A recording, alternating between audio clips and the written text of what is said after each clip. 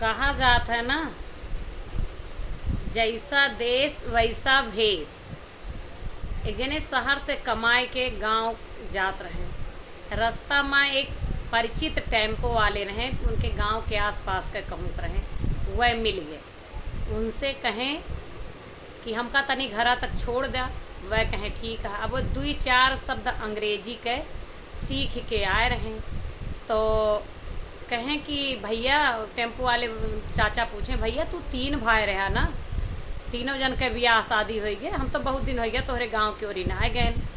तो वो 2-4 शब्द अंग्रेजी का सीखे रहे। कहें नहीं, अब हम 2 जने तो कुआं रही, एक जने एक्सपायर हो गए।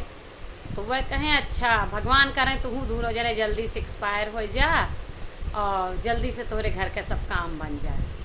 तो वह रिसियाए गए, उतर पड़े टेम्पो पर से। कहे तोहरे टेम्पो अपना बैठे। कहें काहे का भैया?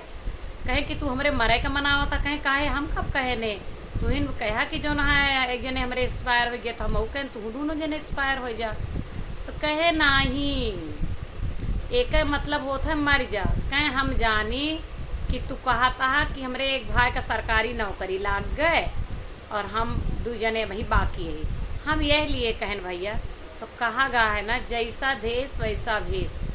पढ़े लिखे से बात करा तो पढ़े लिखे तरीके से करा, और जगह